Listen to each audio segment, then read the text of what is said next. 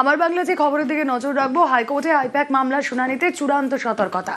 আগের দিন হট্টগোলে পিছিয়ে যায় মামলার শুনানি। আগামীকাল ইডি তৃণমূল জোড়া মামলার শুনানি।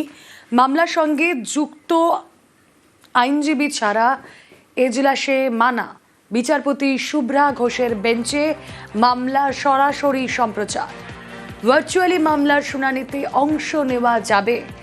নোটিফিকেশন জারি হাইকোর্টের রেজিস্ট্রার জেনারেলের। আরও একবার জানিয়ে রাখি, হাইকোর্টে আইপ্যাক মামলার শুনানিতে চূড়ান্ত সতর্কতা। আগের দিন গত বৃহস্পতিবার যে হট্টগোলের ছবি আমরা দেখেছিলাম, সেই হট্টগোলের পর বৃহস্পতিবারের পরের দিনই হাইকোর্টে তীব্র উত্তেজনা, পিছিয়ে যায় মামলা শুনানি। আগামীকাল ইডি তৃণমূল জোড়া মামলার শুনানি।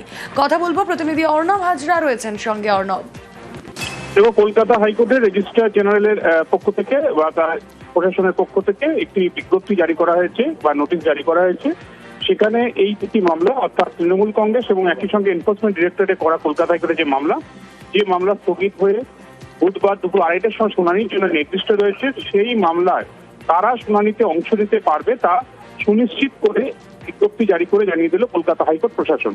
এবং সেখানে মামলার সঙ্গে যারা যুক্ত পক্ষ, এক্ষেত্রে মামলাকারী, এক্ষেত্রে এনফোর্সমেন্ট ডিরেক্টরেট, অন্যদিকে তৃণমূল কংগ্রেস তারা মামলাকারী, এবং তার সঙ্গে রেসপন্ডেন্ট যারা রয়েছেন মামলায়, এক্ষেত্রে রাজ্য সরকার বা কেন্দ্রীয় সরকারের এজেন্সি হিসেবে সিবিআই, এই সমস্ত পক্ষের আইনজীবীরা উপস্থিত থাকতে পারবেন। এর বাইরে কেউ ইজলাসে উপস্থিত থাকতে পারবেন না। যদি তো সংযুক্ত হতে চান, সেই শুনানিতে অংশ নিতে চান, তাহলে তাদেরকে ভার্চুয়াল মাধ্যমে সংযুক্ত হওয়ার জন্য বিজ্ঞপ্তি জারি করা হয়েছে।